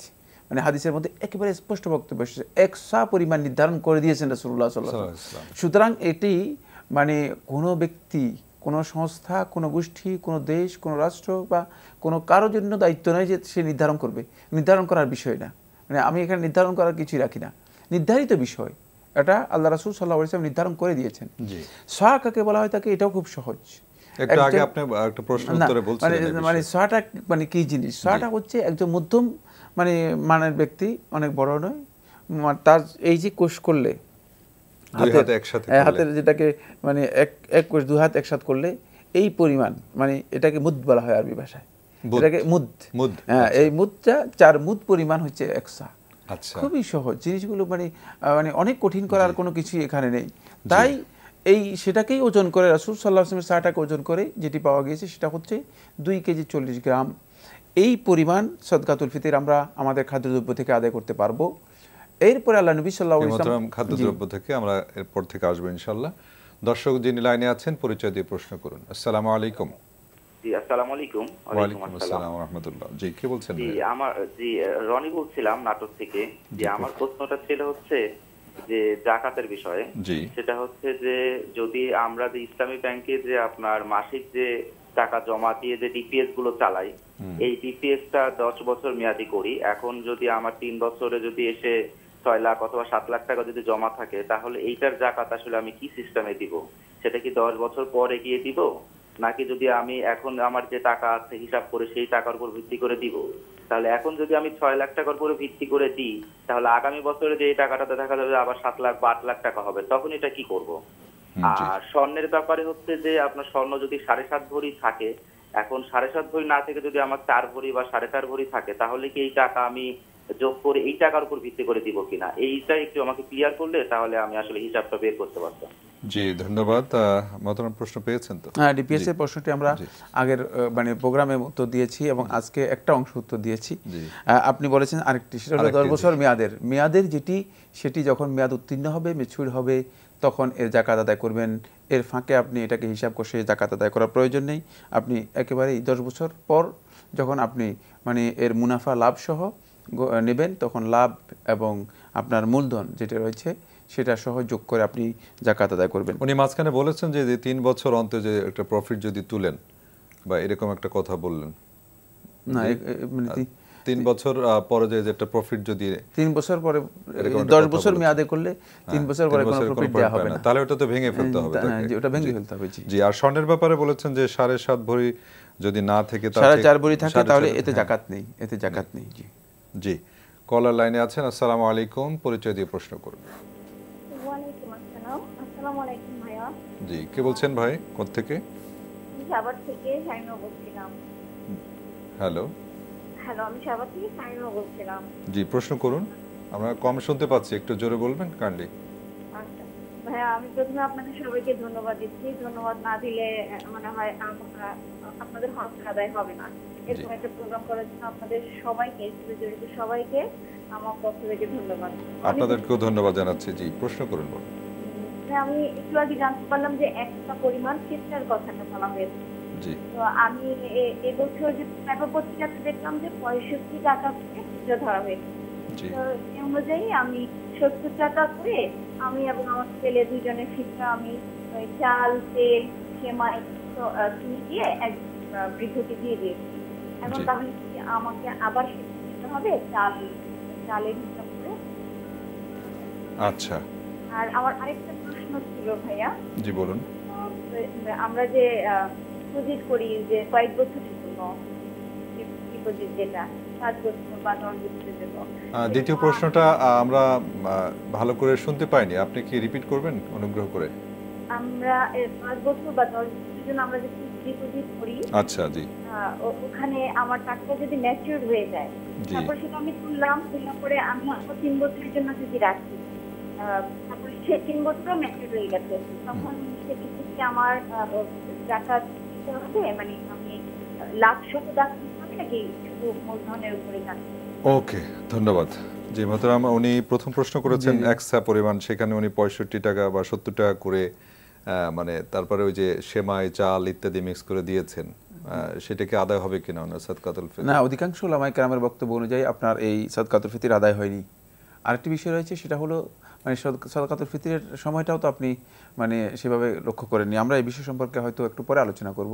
সাদকাতুল ফিতর মূলত মানে ফরজ বা ওয়াজিব হয়ে থাকে যখন ফিতর শুরু হবে, ইফতার শুরু হবে, মানে চাঁদ যখন শাওয়ালে দেখা যাবে তখন থেকে। তাই এটি সুন্নাহ হচ্ছে চাঁদ দেখা যাওয়ার পর থেকে মানে ঈদের সলাতের আগ পর্যন্ত এই সময়ের মধ্যে আদায় করা, এটা উত্তম সময়। এর আগে একদিন বা 2 দিন আগে আব্দুল্লাহ ইবনে উমর রাদিয়াল্লাহু তাআলা আনহু আদায় করতেন মর্মে সহিহ হাদিস সাব্যস্ত হয়েছে, একদিন বা 2 দিন আগে। কিন্তু আপনি এর চেয়ে বেশি মানে আজকে তো আদায় করে দিয়েছেন অলরেডি, আরো কদিন আগে দিয়েছেন সেটা আমরা জানি না। যাই হোক, মানে এটা সুন্নতের পরিপন্থী হবে না, তাহলে আদায় হলো না। তাহলে আদায় হলো না। এই জন্য জুমহুর উলামায়ে কেরামের বক্তব্য অনুযায়ী আপনার এই সাদকাতুল ফিতর আদায় হয়নি। যদি মানে সুযোগ থাকে, স্কোপ থাকে, আপনি আবার আদায় করতে হবে। জি, আর উনি যে এই যে 65 টাকার কথা বললেন মোহতারাম, একটু প্রসঙ্গ আমরা যেটা আলোচনায় আসছে সাবজেক্টে ছিলাম, যেখানে আমরা এখন তো স্বাভাবিক খাবার যেটা আপনি আলোচনায় বলছিলেন যে চাল, আমাদের জাতীয় খাবার ভাত 2 কেজি 40 গ্রাম যদি হয়, 2.5 কেজি ধরেন অথবা 2 কেজি 100 গ্রাম ধরেন, তাহলে 65 টাকা তো সেখানে মানে এটাকে যদি মূল্য মানেন তাহলে 1 কেজি কমপক্ষে 50 টাকা করে ধরলেও 110 টাকা বা 100 মানে 12 টাকার মতো আসতে পারে। এর চেয়ে কম আসার কোনো সম্ভাবনাই নেই এবং এই হিসাবও সঠিক নয়। জি ধন্যবাদ। উনি দ্বিতীয় আরেকটি প্রশ্ন করেছেন একটু ভিন্নতর, যে 5 বছর মেয়াদি বা 10 বছর মেয়াদি যে ডিপিএস মানে অ্যাকাউন্টের কথা বলছেন, সেই পরিপূর্ণ হওয়ার পরে, মেয়াদ পরিপূর্ণ হওয়ার পরে সেই টাকা ওনার কাছে আসছে, আবার সেই মূলধন আবার রেখেছেন 3 বছরের জন্য। তো এখন কি উনি মূলধনের উপরে জাকাত দেবেন না প্রফিটের সহ দিতে হবে? উনি যদি মানে ডিপিএস করার পর সেটা যদি ম্যাচিউরড হয়ে যায় এবং সেটা যদি রিসিভ করেন, তাহলে মূলধন এবং লাভ দুইটি যোগ করে জাকাত আদায় করবেন। দুটি যোগ করে জাকাত আদায় করে তারপরে তিনি আবার দ্বিতীয়বার এটাকে ইনভেস্টে অথবা ডিপোজিটে যাবেন, দ্বিতীয়বার ডিপোজিটে যাবেন। আপনাকে লাভ এবং মূলধন দুইটাকেই জাকাত দিতে হবে। জি ধন্যবাদ বোন, আপনার 2টি প্রশ্নের উত্তর দেওয়া হলো। আশা করছি আপনি বুঝতে পেরেছেন বিষয়টি। কলার লাইনে আছেন, পরিচয় দিয়ে প্রশ্ন করুন। আসসালামু আলাইকুম ওয়া রাহমাতুল্লাহ। ওয়ালাইকুম সালাম। আমার একটি প্রশ্ন ছিল যে আমরা সাধারণত জানি তাহাজ্জুদের নামাজ নফল নামাজ, কিন্তু অনেক মসজিদে তাহাজ্জুদের নামাজ জামাতের সাথে পড়ানো হয়, এটা কি কবুল হবে? আচ্ছা, জি আর ধন্যবাদ। দ্বিতীয় প্রশ্ন হচ্ছে, জি আমরা জানি তারাবির নামাজ 20 রাকাত, কিন্তু অনেকে 12 রাকাত, আবার অনেকে 8 রাকাত করে। এই নামাজ কি তাদের আল্লাহর দরবারে কবুল হবে? আচ্ছা, জি ধন্যবাদ। বোন, আপনার দুটি প্রশ্ন পেয়েছে। মোহতারাম, তাহাজ্জুদ নামাজ নফল নামাজ, কিন্তু অনেক মসজিদে জামাতের সাথে পড়া হয়, এটা কি হবে কিনা? তাহাজ্জুদের সালাত নফল নামাজ, হ্যাঁ নফল বলতে যে অর্থ মানে সে অর্থে ঠিক আছে, কিন্তু নফল এবং সুন্নাহ দুটাই। এবং রাসূল সাল্লাল্লাহু আলাইহি ওয়াসাল্লাম পড়েছেন, রাসূল সাল্লাল্লাহু আলাইহি ওয়াসাল্লাম যা করেছেন, যা মানে পড়েছেন সবটাই সুন্নাহ। সুতরাং তাহাজ্জুদের সালাত আপনি জানেন নফল, আসলে শুদ্ধ নয়, এটি সুন্নাহ। তাই তাহাজ্জুদের সালাত মানে হুকুমের দিক থেকে নফল হলেও কিন্তু রাসূল সাল্লাল্লাহু আলাইহি ওয়াসাল্লাম পড়েছেন, এই জন্য এটাকে সুন্নাহ বলা হয় থাকে। খুব তাকিদ করেছেন। কিন্তু নফল এবং সুন্নাহ দুইটার স্ট্যাটাস একই, বুঝতে পেরেছেন? স্ট্যাটাস কিন্তু একই, নাম ভিন্ন আর কি, নামটা ভিন্ন। বাকি রয়ে গেছে যেটা, সেটা হলো কবুল হবে কিনা। কবুল কেন না হবে? আল্লাহ নবী সাল্লাল্লাহু আলাইহি ওয়াসাল্লাম পড়েছেন, জামাতে পড়েছেন, সহিহ হাদিস দ্বারা সাব্যস্ত হয়েছে। সুতরাং আল্লাহ নবী সাল্লাল্লাহু আলাইহি ওয়াসাল্লাম যে কাজটি জামাতে করেছেন, সাব্যস্ত হয়েছে, সেটি যদি কেউ জামাতে করেন কবুল হবে না কেন? বরং এটি সুন্নাহ দ্বারা প্রমাণিত হয়েছে। যদি কেউ তাহাজ্জুদের সালাত জামাতে আদায় করে থাকেন, সেটা জায়েজ এবং একাধিক সুন্নাহ, একাধিক হাদিসের মাধ্যমে সাব্যস্ত হয়েছে। জি, উনি আরেকটি প্রশ্ন করেছেন, বলেছেন যে তারাবি নামাজ হচ্ছে 20 রাকাত উনি জানেন, কিন্তু কোথাও কোথাও বা কেউ 8 রাকাত বা 12 রাকাত পড়ে থাকেন, তাহলে তাদের তারাবি হবে কিনা? সব জানা তো আমাদের শুদ্ধ নয়। যেমন আগে একটা জেনেছেন যে তাহাজ্জুদের সালাত নফল, আসলে কিন্তু নফল রাসূল সাল্লাল্লাহু আলাইহি ওয়াসাল্লাম কোনোদিন ছাড়েন নাই। সুতরাং ঠিক আপনার দ্বিতীয় জানাটাও ভুল হয়ে গিয়েছে। এই জন্য সব জানা আসলে শুদ্ধ হয় না, জেনে নিতে হবে ভালো করে। তাহাজ্জুদে তারাবিহের সালাত 20 রাকাত, এটাও বক্তব্য রয়েছে, আবার 8 রাকাতেরও বক্তব্য রয়েছে, বেশিরও বক্তব্য রয়েছে। রাতের নামাজ যার যতটুকু সাধ্যে কুলায় ততটুকু তিনি পড়লেই হয়ে যাবে, এবং সেটা তারাবিহের সালাতই হবে, কোনো সন্দেহ নেই। জি বোন, আশা করছি আপনার দুটি প্রশ্নের উত্তরই পেয়েছেন। আর আমরা অনেক সময় মহতারাম দেখা যায় একটা বিষয় নিয়ে খুব এক্সাইটিং অবস্থায় থাকি, এবং এটা নিয়ে অনেক বাক বিতণ্ডতায় জড়িয়ে পড়ি। এই সমস্ত বিষয়গুলো নিয়ে আমার মনে হয় এগুলো আমাদের পরিহার করা উচিত। এগুলো মানে এর কারণ হচ্ছে আমাদের ওই না জানার কারণে আমাদের সংকীর্ণতা আমাদের মধ্যে বেশি কাজ করে, কিন্তু জানলে এটা উদারতার মধ্যে চলে আসতো। জি জি, ধন্যবাদ। যত জানবেন তত আপনি দেখবেন যে উদার হতে পারছেন। জি, কলার লাইনে আছেন, পরিচয় দিয়ে প্রশ্ন করুন। হ্যালো, ওয়ালাইকুম আসসালাম ওয়া রাহমাতুল্লাহ। কে বলছেন ভাইয়া? আমি নীলফামারী থেকে বলছি, আশরাফ আলী। জি, নীলফামারী থেকে বলছি, আশরাফ আলী। আশরাফ আলী ভাই, প্রশ্ন করুন। জি, আমার একটা ব্যতিক্রম প্রশ্ন ছিল। জি, প্রশ্নটা হলো যে জমি বন্ধক নেওয়া হয়েছে, মনে করেন 50,000 বা 1 লাখ টাকা জমি বন্ধক নিচ্ছে, সেই জমিটা আবার আমি খাচ্ছি, পরবর্তীতে টাকাটা ফেরত দিয়ে জমিটা আবার ফেরত দিচ্ছি আর কি। এটা কি সুদের মধ্যে পড়ে? এটা একটু জানতে চাচ্ছিলাম। আপনার প্রশ্নটা কি এরকম যে জমি বন্ধক রেখেছিলেন 50,000 টাকায়, পরে কি পরে যতদিন আমি জমিটা খাচ্ছি, তারপর আমি টাকাটা ফেরত দিয়ে জমিটা ছেড়ে দিচ্ছি, এটা কি সুদের হিসাবে পড়ে নাকি? এটা একটু জানতে চাচ্ছিলাম। প্রশ্ন পেয়েছেন? জি, প্রশ্ন পেয়েছি। জি, ধন্যবাদ আপনাকে। জি, শুনুন, খুব গুরুত্বপূর্ণ প্রশ্ন করেছেন। যে জমির বন্ধকের আমাদের দেশে যে সিস্টেম আছে, সেটা হলো মানে নির্ধারিত টাকা নেওয়া হয় থাকে, এরপরে জমিটা বন্ধক দেওয়া হয় থাকে, এরপরে জমিটা তিনি খাবেন যতদিন ততদিন, টাকা যখন ফেরত দিবেন তখন আবার ফেরত দিবেন। সুদের সংজ্ঞাই হচ্ছে এটি প্রকৃত সুদ। জি, যে এটা সুদের মধ্যে পড়ে ভাই, এই জন্য আমাদের এই ব্যাপারে সতর্ক হতে হবে। ধন্যবাদ। মোহতারাম, আমরা সাদকাতুল ফিতর নিয়ে কথা বলছিলাম। হ্যাঁ, সাদকাতুল ফিতর আমরা এখন যে পয়েন্টটি আলোচনা করতে চাই সেটি হচ্ছে কখন আমরা সাদকাতুল ফিতরটা দেব। জি,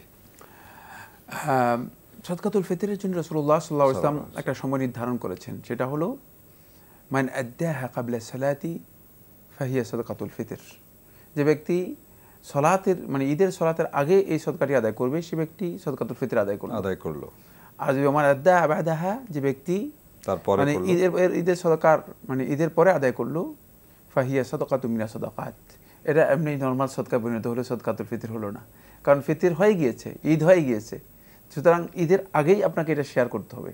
তাহলে এখানে আল্লাহ নবী সাল্লাল্লাহু আলাইহি ওয়াসাল্লামের বড় ধরনের একটা উদ্দেশ্য ছিল, সেটা হচ্ছে যাতে করে ঈদের এই আনন্দে ফকির মিসকিন যারা আছে তারা অংশগ্রহণ করতে পারে, এই জন্য নবী সাল্লাল্লাহু আলাইহি ওয়াসাল্লাম বলেছেন যে এটাকে আদায় করতে হবে কিন্তু ঈদের সলাতের আগে।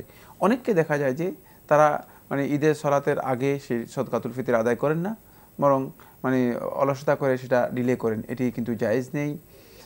যদি কোনো বন্ধু বা কোনো ব্যক্তি তিনি ঈদের সলাতের আগে আদায় করতে কোনো কারণে ভুলে যান, যখনই মনে পড়বে সাথে সাথে তিনি সেটা আদায় করে দেবেন।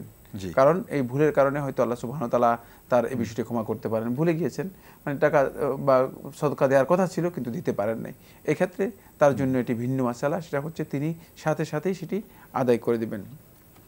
আমরা একটি আলোচনার মধ্যে বলেছিলাম, সেটা হলো এই যে যদি কেউ মনে করে যে একদিন বা দুদিন আগে আদায় করতে চান, তাহলে তার জন্য জায়েজ রয়েছে তিনি একদিন বা দুদিন আগেও সদকাতুল ফিতর আদায় করতে পারবেন। জি মোহতারাম, আমরা একটু রেখে কলার লাইনে আছেন। আসসালামু আলাইকুম, দর্শক পরিচয় দিয়ে প্রশ্ন করুন।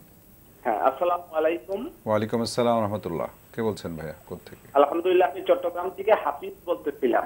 জি, প্রশ্ন করুন ভাই হাফিজ। হ্যাঁ, আমার দুইটা প্রশ্ন ছিল। জি, প্রথম প্রশ্নটা হচ্ছে, এটা প্রশ্ন না, যে আজকে গত 2-3 দিন ধরে আপনাদের এই যে প্রশ্ন করতে জবাবে বলিয়াটা একটু আপনাদের বলিয়াটা কেমন একটু করতেছে। আচ্ছা আচ্ছা, যারা করতেছে অনেক সময় আটকে যাচ্ছে, সঠিকভাবে শোনা যাচ্ছে না। হ্যাঁ, আচ্ছা, টেকনিক্যাল প্রবলেম আপনি অনুভব করছেন, এই তো? হ্যাঁ, টেকনিক্যাল প্রবলেম। আমরা এই বিষয়টি আমরা কর্তৃপক্ষের দৃষ্টি আকর্ষণ করলাম, ওনারা বিষয়টি দেখবেন ইনশাআল্লাহ। আপনার দ্বিতীয় প্রশ্ন করুন প্লিজ। আমার দ্বিতীয় প্রশ্নটা হুজুর, যে উত্তরগুলো এখান থেকে দেন, মানে উত্তরগুলো যদি আমার একটু পরিষ্কার মানে ক্লিয়ার যদি মানে পাই, তাহলে অনেক শান্তি লাগে। যাই হোক, আমার দ্বিতীয় প্রশ্নটা হচ্ছে যে আমরা যে কোরবানি করি, কোরবানির বিধানটা হযরত ইব্রাহিম আলাইহিস সালাম থেকে আসছে, উনি ইসমাইল আলাইহিস সালামকে কোরবানি দেওয়ার পরেই তো এটা চালু হয়েছে, তাই না? জি। হ্যাঁ, তাহলে এখন আমার কথা হচ্ছে যে ইসমাইল আলাইহিস সালাম উনি ছিলেন একজন পুরুষ। হ্যাঁ, পরিবর্তে আল্লাহ তাআলা যে দুম্বাটা ওইখানে কোরবানি হয়ে ছিল, সেই দুম্বাটা কি পুরুষ ছিল নাকি মহিলা ছিল, নাকি এখন যেটা আমরা কোরবানি করি যেটাকে বলি আমরা বলদ গরু, এটা তো মানুষের তৈরি, আর যেটা আমরা খাসি বলি এটাও তো মানুষের তৈরি, মাঝামাঝি একটা জিনিস। হ্যাঁ, তাহলে আমাদের কোরবানিটা আসলে কি করা উচিত, হ্যাঁ, এই সম্পর্কে যদি কোরআন শরীফ হাদিস শরীফ। আচ্ছা আচ্ছা, জি, আপনার প্রশ্ন আমরা পেয়েছি। জি, ধন্যবাদ। প্রথমে ব্যাপারটা বলেছি মোহতারাম, আপনি পেয়েছেন তো কোরবানির বিধান? কোরবানির বিধান পেয়েছি, ধন্যবাদ। এটা আসলে প্রশ্ন না, কৌতূহল আর কি। এটা মানে অনেক বেশি গুরুত্বপূর্ণ প্রশ্ন নয় বন্ধু। খেয়াল রাখতে হবে আমাদেরকে যে এটি আমাদের জীবনের জন্য গুরুত্বপূর্ণ, আমাদের আমলের জন্য গুরুত্বপূর্ণ, আকীদার জন্য গুরুত্বপূর্ণ। সেগুলো আমরা জিজ্ঞেস করে উপকৃত হওয়ার জন্য চেষ্টা করব। ইব্রাহিম আলাইহিস সালাতু ওয়াস সালাম যেটি জবে করেছেন সেটা তো জবে করেন নাই, আল্লাহ সুবহানাহু ওয়া তাআলা মানে ফাফাদাইনাহু বিযাবহিন আযীম। আল্লাহ তাআলা বলেছেন যে আমি বিশাল মানে কুরবানির মাধ্যমে ইব্রাহিমকে বিনিময় করে দিলাম। এটা আল্লাহ রাব্বুল আলামিনের পক্ষ থেকে দিয়েছেন। সুতরাং এখানে নারী পুরুষ তালাশ করার বিষয়টি মানে আমাদের দায়িত্বের মধ্যে পড়ে না। আল্লাহ নবী সাল্লাল্লাহু আলাইহি ওয়াসাল্লাম কোরবানির জন্য সবটাকেই অনুমোদন দিয়েছেন। যেগুলোকে কোরবানির জন্য অনুমোদন দেওয়া রয়েছে সেগুলোর যে কোনো একটি করলেই আপনার কোরবানি হয়ে যাবে। এর মধ্যে কোনটি উত্তম কোনটি কম উত্তম সে বিষয়ে অনেক দীর্ঘ আলোচ্য বিষয় রয়েছে। তবে আপনি যদি চান উট জবে করতে, তাহলে আপনি উট জবে করা হচ্ছে সবচেয়ে বেশি উত্তম, হাদিস থেকে যেটি প্রমাণিত হয়। তারপরে হচ্ছে গরু জবে করা, অথবা মানে গরুর মধ্যে আপনি বলদ অথবা গাভী অথবা ষাঁড় মানে যেগুলো জবে করেন মানে গরু জবে করা। তারপরে হচ্ছে ছাগল। এগুলো মানে এই হলো সিরিয়াল। এর মধ্যে আপনি যে কোনো একটি করতে পারেন, এটা হচ্ছে উত্তম। কিন্তু ওই পুরুষ না নারী নর না মানে মাদি এগুলো আমাদের মানে বের করার বিষয় নয়, এগুলো মানে জানার মধ্যে অতিরিক্ত কোনো ফায়দা নেই। জি জি, কলার লাইনে আছেন। আসসালামু আলাইকুম, পরিচয় দিয়ে প্রশ্ন করুন। আসসালামু আলাইকুম, আমি নোয়াখালী থেকে বলছিলাম হাবিব। জি হাবিব ভাই, প্রশ্ন করুন। আমার প্রশ্ন হলো, মেয়েরা বিয়ে করে যাদের অবস্থা বাবা মার অবস্থা খারাপ হলে কি আপনার যাকাত দিতে পারবে? কারা? ছেলেরা বা মেয়েরা বাবা মার অবস্থা বিয়ে করে? আচ্ছা, জি, ধন্যবাদ। দ্বিতীয় প্রশ্ন হলো, আপনার কি পরিমাণ সম্পদ থাকলে যাকাতটা নেওয়া যাবে না? নেওয়া যাবে না? জি, ওকে, ধন্যবাদ। মোহতারাম যে প্রশ্ন পেয়েছেন তো প্রথমটি। জি, প্রথম প্রশ্নটি হচ্ছে মেয়েরা বাবা মাকে মানে অবস্থা যদি খারাপ হয় তাহলে জাকাত দিতে পারবে কিনা? জাকাত দিতে পারবে, কিন্তু জাকাত দিবে নিজের মানে বাবা মাকে নাকি বাবা মাকে আসলে হেল্প করবে, কোনটি উত্তম হবে? একটু বিবেচনা করলে আপনার জন্য জিনিসটি ক্লিয়ার হবে। এই সন্তানের উপর কি বাবা মার কোনো হক নেই? কেন তাকে জাকাত খেতে হবে? মানে সন্তান মানে জাকাত দিবে আর পিতামাতা ভিক্ষা করবে? আমরা এই বিষয়গুলো খুবই মানে কমন সেন্স দিয়ে বিবেচনা করলেই আমাদের কাছে স্পষ্ট হয়ে যাবে। এর জন্য অনেক বিশাল জ্ঞানী হওয়ার প্রয়োজন নেই, সাধারণ জ্ঞানের মাধ্যমে এটি বিবেচনার বিষয় যে আমার পিতামাতা মানে তিনি না খেয়ে থাকবেন আর আমি মানুষদেরকে জাকাত বিতরণ করব, এটা কীভাবে হতে পারে? কি হক আমরা আমাদের পিতামাতার জন্য আদায় করেছি? সন্তানের উপর এটি হক। সন্তান সেক্ষেত্রে জাকাত না দিয়ে পিতামাতাকে সন্তান যেটি করবে সেটি হচ্ছে মানে পিতামাতাকে যতটুকু সম্ভব হয় মানে তাদেরকে হেল্প করবে, তাদেরকে নিজের সম্পদ থেকেই হেল্প করতে পারে। পিতামাতার জন্য এটি জায়েজ রয়েছে, সেটি হচ্ছে সন্তানের কাছে দাবি করা, সন্তানের কাছে চাওয়া। কিন্তু আজকে তো পিতামাতাও মানে কিংকর্তব্য বিমূঢ়, তারা মানে সন্তানের কাছে দাবিও করতে পারে না, মানে সন্তানের কাছে গেলে হয়তো সে পাত্তাই পাবে না। ফলে আজকের ফলে আজকে বাস্তবতা হচ্ছে যেটা, সেটা হলো মানে শেষ পর্যন্ত মানে এই মাসালাও আমাদেরকে আলোচনা করতে হচ্ছে যে পিতামাতাকে জাকাত দেবে কিনা, কই থেকে জাকাত দেবে? আপনার সম্পদ পিতামাতার হক রয়ে গিয়েছে, সেটা কোথায় গেল? সে হকটুকু কেন আদায় মানে করবো না? আমরা খেয়াল রাখতে হবে এই বিষয়টি, মানে এটি দুঃখজনক বিষয়। তারপরেও আপনি যথার্থই বলেছেন। আমি একটু আপনার সাথে ইন্টারাপ্ট করি যে আসলে যাদের ওছিলায়, যাদের মাধ্যমে আমরা পৃথিবীতে আসলাম, এই সুন্দর পৃথিবীতে, আমি এখন বড় লোক, আমি গাড়ি হাঁকাই, আমি আলিশান বাড়ির মালিক, আপনি যথার্থই বলেছেন যে তাকে আজকে জাকাত দেওয়া যাবে কিনা প্রশ্ন করতে হচ্ছে। আপনি বলছেন এটা মানে কি মানে বিচিত্র অভিজ্ঞতা, মানে এই প্রশ্ন করতে হবে কেন? আপনি যথার্থই বলেছেন যে তাহলে আমরা সন্তান হিসেবে কতটুকু সার্থক? না, অধিকার, তার কোনো অধিকার আদায় করিনি তো, তাদের কোনো অধিকার আমরা আদায় করিনি, তাদের অধিকার হয়ে গেছে সম্পদের মধ্যে। সুতরাং তারা তো সম্পদের অধিকার পেত, কিন্তু অধিকার মানে অধিকার তো দূরের কথা, পাত্তাই পাচ্ছে না। এবং এই সন্তানরা এই জাতীয় অনেক সন্তানরা, অনেক ভাই বোনেরা পিতামাতাকে বৃদ্ধাশ্রমে রেখে আসেন। এই ধরনের ঘটনা তো বহু হচ্ছেই, এই ঘটনাগুলো হচ্ছে। দুঃখিত, আমরা একটু আবেগপ্রবণ হয়ে গেলাম, কিন্তু দর্শক এই বিষয়টা আমাদেরকে গভীরভাবে ভাবতে হবে। যারা এই মুহূর্তে টিভি সিটের সামনে বসে অনুষ্ঠান দেখছেন, আমরা যেন এই বিষয়গুলো খুব গভীরভাবে অনুধাবন করার চেষ্টা করি। কারণ পিতামাতার যদি উফ শব্দ কোরআনে বলা হয়েছে তারা কষ্ট পায়, তাহলে কিন্তু আমাদের জন্য জাহান্নাম অপরিহার্য এবং অবধারিত হয়ে যাবে। উনি আরেকটি প্রশ্ন করেছেন যে কি পরিমাণ সম্পদ থাকলে জাকাত নেওয়া যাবে? নিসাব পরিমাণ সম্পদ কারো কাছে যদি না থাকে তাহলে তিনি জাকাত দিতে পারেন, কিন্তু যত জাকাত না দিবেন ততই উত্তম। নিসাব পরিমাণটা কি? নিসাব মানে সম্পদ যা আছে সেগুলো মিলিয়ে টোটাল যদি তার কাছে 70 থেকে 80,000 টাকার মতো সম্পদ যদি তার কাছে থাকে তাহলে তিনি জাকাত দিতে পারবেন। জি মোহতারাম, আমরা ছিলাম হচ্ছে কলার লাইনে আছেন। জি, সালামু আলাইকুম, পরিচয় দিয়ে প্রশ্ন করুন দর্শক। আসসালামু আলাইকুম। ওয়ালাইকুম আসসালাম, কে বলছেন বোন, কোত্থেকে? আমি টাঙ্গাইল থেকে চাঁদনি বলছিলাম। জি, প্রশ্ন করুন। আমার 3টা প্রশ্ন আছে। জি। প্রথম প্রশ্নটা হচ্ছে কি, আমরা একসময় খুব ভালো অবস্থানে ছিলাম, তো এখন আমার স্বামী খুব ঋণগ্রস্ত হয়ে গেছেন, ব্যবসায় লস খেয়েছেন। তো এখন আমার প্রশ্ন হচ্ছে যে এখন কি আমল করলে বা কিভাবে ইবাদত করলে আমরা এর থেকে উত্তরণ লাভ করতে পারি? জি। আর আমার দ্বিতীয় প্রশ্নটা হচ্ছে যে আমি তাহাজ্জুদ নামাজে বা তারাবির নামাজে সূরা আর রহমান বা ওয়াকিয়ার কয়েকটা আয়াত পারি, যেমন সূরা আর রহমানের 21টা আয়াত আমি মুখস্থ করতে পেরেছি। তো এই 21টা আয়াত দিয়ে পড়া যাবে কিনা নামাজ? আচ্ছা, জি। তৃতীয় প্রশ্ন। আর তৃতীয় প্রশ্নটা হচ্ছে যে আমরা নামাজ পড়ার সময় এরকম শুনেছি যে সূরাগুলি একটার পর আরেকটা মানে কোরআন শরীফে যেভাবে আছে এভাবে পড়তে হবে। তা আমার প্রশ্নটা হচ্ছে যে আমি যদি মানে যে সূরাটা কোরআন শরীফের প্রথমে আছে সেটা পরে পড়ি এবং পরের সূরাটা আগে পড়ি, তাহলে হবে কিনা? আচ্ছা, জি, ধন্যবাদ আপনাকে। মোহতারাম, উনি প্রথম প্রশ্ন করেছেন, ওনারা আগে খুব ভালো ছিলেন কিন্তু এখন ঋণগ্রস্ত হয়ে পড়েছেন। কি আমল করলে এই ঋণ থেকে মওকুফ এবং স্বাভাবিক অবস্থায় আবার ফিরে আসতে পারবেন? দুটি আমল করতে পারেন। 1 নম্বর হচ্ছে 5 ওয়াক্ত সালাত জামাতে আদায় করার জন্য চেষ্টা করুন এবং 5 ওয়াক্ত সালাত নিয়মিত করুন। দ্বিতীয় আমলটি হচ্ছে সেটি হলো আত্মীয়তার সম্পর্ক রক্ষা করার জন্য চেষ্টা করুন। রাসূলুল্লাহ সাল্লাল্লাহু আলাইহি ওয়াসাল্লাম বলেছেন তাহলে রিজিকের মধ্যে আল্লাহ সুবহানাহু ওয়া তাআলা বরকত দেন। জি, সুতরাং সেটি আপনাদের জন্য কল্যাণকর হবে। আল্লাহ রাব্বুল আলামিন আপনাদেরকে আবার স্বাভাবিক অবস্থায় ফিরিয়ে আনুন, আমরা এই পবিত্র রজনীতে দোয়া করছি। উনি দ্বিতীয় প্রশ্ন করেছেন যে তারাবির বা তাহাজ্জুদ নামাজে উনি সূরা আর রহমানের নির্ধারিত কয়েকটি সূরা মুখস্থ আছে, এ দিয়ে নামাজ পড়লে হবে কিনা? হয়ে যাবে ইনশাআল্লাহ। আপনি যতটুকু জানেন ততটুকু দিয়ে আপনি সালাত আদায় করতে পারবেন, কোনো অসুবিধা নেই। আপনি রিপিটও করতে পারবেন, বারবার পড়তে পারবেন, সবটাই জায়েজ। তবে মানে আপনার পুঁজি বাড়াতে হবে। আমরা তো আল্লাহর বান্দা, জি, মানে আমরা দুনিয়ার সমস্ত পুঁজি বাড়াতে পারি। আমার 1000 টাকা থেকে 10,000 টাকা পুঁজি হয়ে যায়, 10,000 টাকা থেকে 1 লাখ টাকা পুঁজি হয়ে যায়, কিন্তু কোরআনের পুঁজি 2 আয়াতেই, সূরা আর রহমানের 10 আয়াতেই, বাকিটা পুঁজি বাড়ে না কেন? মানে আমি আসলে কোরআনের এই পুঁজির কোনো প্রয়োজন মনে করতেছি না। যদি প্রয়োজন মনে করতাম তাহলে অবশ্যই আমার এই পুঁজি বৃদ্ধি পেত।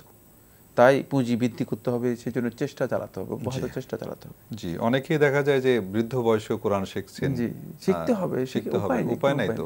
জি, উনি সবশেষে প্রশ্ন করেছেন যে নামাজের ক্ষেত্রে সূরার ধারাবাহিকতা শর্ত নয়, সালাতের জন্য ধারাবাহিকতা শর্ত নয়। ওকে, ধন্যবাদ বোন চাঁদনি। আশা করছি আপনার 3টি প্রশ্নের উত্তরে আপনি যথার্থভাবে পেয়েছেন। কলার লাইনে আছেন, পরিচয় দিয়ে প্রশ্ন করুন। আসসালামু আলাইকুম। ওয়ালাইকুম আসসালাম ওয়া রাহমাতুল্লাহ।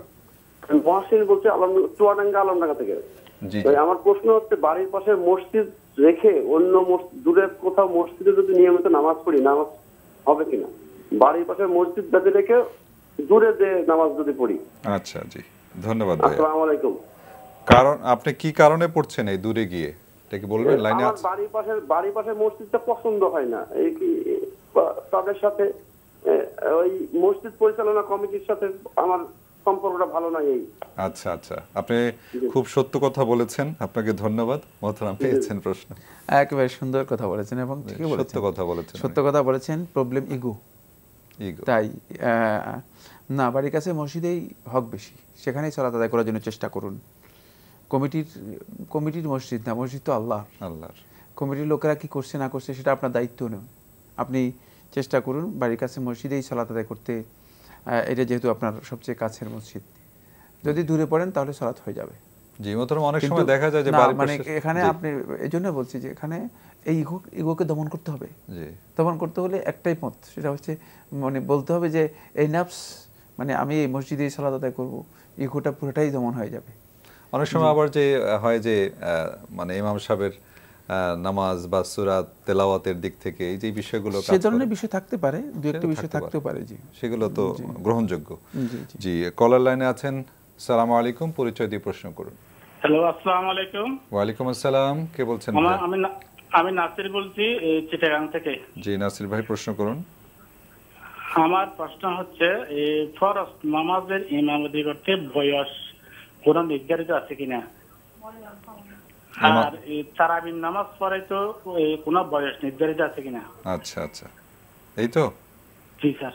জি, ওয়ালাইকুম আসসালাম। জি মোহতারাম, ফরজ নামাজ বা তারাবি নামাজের জন্য ইমামের কোনো নির্ধারিত বয়স প্রয়োজন আছে কিনা? হ্যাঁ, একটা নির্ধারিত বয়স রয়েছে, সেটা হচ্ছে হাদুত তামিজ, মানে তার মধ্যে ভালো মন্দ পার্থক্য করার, মানে এই বিবেক শক্তি, এই ধী শক্তি তার মধ্যে আসতে হবে। আর এই টাইমটাকে মূলত ওলামায়ে কেরাম বলেছেন প্রায় 10 বছর। মানে এর চেয়ে কম হলে আসলে সে সালাত মানে লিডিং দিতে গিয়ে মানে এলোমেলো করে ফেলতে পারে। আচ্ছা, আর শর্ত তো রয়েছেই সালাতে লিডিংয়ের জন্য, ইমামতের জন্য সুনির্দিষ্ট কিছু শর্ত রয়েছে, কিন্তু এই শর্তের আগেও বয়সের বিষয়টি কমপক্ষে 10 বছর হতে হবে, যাতে করে মানে সেন্নুত তামিজ, মানে ভালো মন্দ, মানে কল্যাণ অকল্যাণ এবং যেটি ইসলামের পক্ষে বিপক্ষে এই বিষয়গুলোর জ্ঞান তার মধ্যে আসে। সেই কারণে তাকে একটা নির্দিষ্ট সময়, এর চেয়ে কম হলে মূলত ছেলেমেয়ে থেকে যাবে, ফলে সে সালাতের মধ্যে সেভাবে লিডিং দিতে পারবে না। তাই একটা নির্দিষ্ট বয়স কমপক্ষে 10 বছর হওয়া উচিত। জি, আমরা সাদকাতুল ফিতরে ছিলাম। মোহতারাম, আপনি যে প্রসঙ্গে আলাপ করছিলেন, সাদকাতুল ফিতরে আমরা যে পয়েন্টটি আলোচনা করতেছিলাম সেটি হলো, এখানেই একটি মাসআলা নিয়ে আলেমদের মধ্যে দ্বিমত হয়েছে। খাদ্যদ্রব্য যদি কেউ আদায় করে থাকেন, এটি আদায় হয়ে যাবে সমস্ত ওলামায়ে কেরামের ঐক্যমতে, এবং এটাই উত্তম। যেহেতু লেহাদি নবী সাল্লাল্লাহু আলাইহি ওয়াসাল্লাম শেখ আব্দুল আজিজ আব্দুল্লাহ বিন বাজ রাহিমাহুল্লাহ তাআলা তিনি ফতোয়া দিয়েছেন যে মূলত এটা মানে আল্লাহ নবী সাল্লাল্লাহু আলাইহি ওয়াসাল্লামের হাদিয়ের কারণে, নবী সাল্লাল্লাহু আলাইহি ওয়াসাল্লামের নির্দেশনার কারণে মানে যদি খাদ্যদ্রব্য দেওয়া হয়, এটা উত্তম, কোনো সন্দেহ নেই। কিন্তু খাদ্যদ্রব্য ছাড়াও মূল্য আদায় করলে মানে এই সাদকাতুল ফিতর আদায় হবে কিনা, জায়েজ কিনা, এই মাসআলার মধ্যে আলেমদের দ্বিমত রয়েছে। বিশুদ্ধ বক্তব্য বা শুদ্ধ কথা হচ্ছে যেটা, সেটা হলো এই কোনো মাসলাহাতের কারণে, মানে কোনো সুবিধার কারণে, সেটা ফকির মিসকিনদের সুবিধা হতে পারে, আদায় করার সুবিধা হতে পারে, এবং মানে বস্তু আদায় করতে গিয়ে কোনো বড় ধরনের জটিলতার কারণে যদি মনে হয় যে ফকির মিসকিনদের জন্য উত্তম হবে যে যদি টাকা আদায় করা হয়ে থাকে বা মূল্য আদায় করা হয়ে থাকে, সেক্ষেত্রে একদল উলামায়ে কেরাম বলেছেন এটি জায়েজ এবং এর মাধ্যমে সদকাতুল ফিতর আদায় হয়ে যাবে, এবং সেক্ষেত্রে এটি উত্তম হতে পারে। কারণ হলো মানে সদকাতুল ফিতরের মূল যে অবজেক্টিভ সেটি মূলত টাকার মাধ্যমেও, আল্লাহ নবী সাল্লাল্লাহু আলাইহি ওয়াসাল্লাম যে কাজগুলো বলেছেন অবজেক্টিভ হিসেবে উল্লেখ করেছেন, সেগুলো টাকার মাধ্যমেও আদায় করা সম্ভব। মানে রাসূলুল্লাহ সাল্লাল্লাহু আলাইহি ওয়াসাল্লাম এখানে এই বিষয়টি ক্লিয়ার করে দিয়েছেন, সেটা হলো তু'মাতাল লিল মাসাকিন, মিসকিনদের খাবারের ব্যবস্থা করা। এবং মিসকিনদের খাবারের ব্যবস্থা আপনি টাকা দিলেও তারা খাবার কিনে খেতে পারবে, তার পছন্দসইটা সে কিনে, এবং সে তার পছন্দ অনুযায়ী খাবার কিনতে পারবে। সুতরাং সেটি দিলে আদায় হয়ে যাবে। কিন্তু রাসূলুল্লাহ সাল্লাল্লাহু আলাইহি ওয়াসাল্লাম যেহেতু বলেছেন উত্তম, সেহেতু রাসূল সাল্লাল্লাহু আলাইহি ওয়াসাল্লাম খাদ্যদ্রব্য আদায় করতে বলেছেন, খাদ্যদ্রব্য আদায় করাটাই হচ্ছে উত্তম। আর আমাদের দেশে প্রচলিত যে খাদ্যদ্রব্য সেটি বেশিরভাগ ক্ষেত্রে আমরা চাউল দিয়ে থাকি, চাউল থেকে আদায় করাটাই উত্তম। যে মোহতারাম, প্রসঙ্গত একটি প্রশ্ন করছি যে একসা পরিমাণ দেখা যায় টাকা আমাদের যে চাল হিসাব করলে 120 বা 240 টাকা হলো দুইজনের জন্য যদি দেওয়া হয়, সেটা কি একজন ব্যক্তিকে দেওয়া যাবে নাকি ভাগ ভাগ করে? একজন ব্যক্তিকে দেওয়া যেতে পারে, একাধিক ফিতরা বা একাধিক সদকাতুল ফিতর একজন ব্যক্তিকে দেওয়া জায়েজ, আবার একটা সদকাতুল ফিতর একাধিক ব্যক্তিকে দেওয়া জায়েজ রয়েছে, ভাগ করে দেওয়া জায়েজ রয়েছে। কেউ যদি পোশাক পরিচ্ছদ কিনে দিতে যায় এরকম, না, তিনি খরচ করবেন না। মূল্য দিলে তিনি মূল্যটাই দিবেন। আচ্ছা, তিনি খরচ করবেন না। বস্তু দিলে তিনি ওই খাদ্যদ্রব্যই দিবেন, মানে কিন্তু মূল্য দিয়ে তিনি খরচ করে দিবেন, তাহলে তিনি তো খরচ করে দিলেন, মানে খরচ হয়তো তার কাজে নাও লাগতে পারে। ফলে সেখানে মানে মূল অবজেক্টিভে মানে খাবারের ব্যবস্থা তো হচ্ছে না। মূল যেটা আল্লাহ নবী সাল্লাল্লাহু আলাইহি ওয়াসাল্লাম চেয়েছেন সেটা কিন্তু মানে এর মাধ্যমে হাসিল হবে না, খরচ করে দিয়েছেন। জি, আচ্ছা।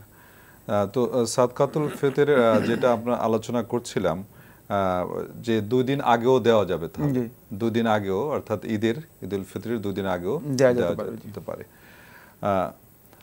মোহতারাম, আজকে আমাদের হাতে আর সময় নেই, আপনাকে অসংখ্য ধন্যবাদ। অনেক গুরুত্বপূর্ণ মাসালা আমাদের দর্শকদের জন্য আপনি ক্লিয়ার করেছেন। জাযাকাল্লাহু খায়রান। আল্লাহ বারাক ফিকুম। আপনাকে অনেক ধন্যবাদ।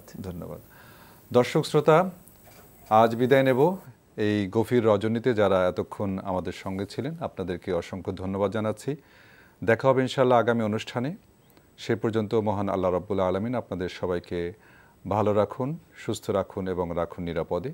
যারা আজকের এই অনুষ্ঠানটি আমাদের সাথে দেখতে পাননি বা পুনরায় দেখতে চান, তারা আপনারা লগ ইন করতে পারেন আমাদের অনলাইন www.ntvbd.com। সবাই ভালো থাকুন, সুস্থ থাকুন, থাকুন নিরাপদে। আসসালামু আলাইকুম ওয়া রাহমাতুল্লাহি ওয়া বারাকাতুহু। আল্লাহ আমার রব, এই রবই আমার সব, দামে দামে তুন মনে তারি অনুভব। আল্লাহ আমার রব, এই রবই আমার সব।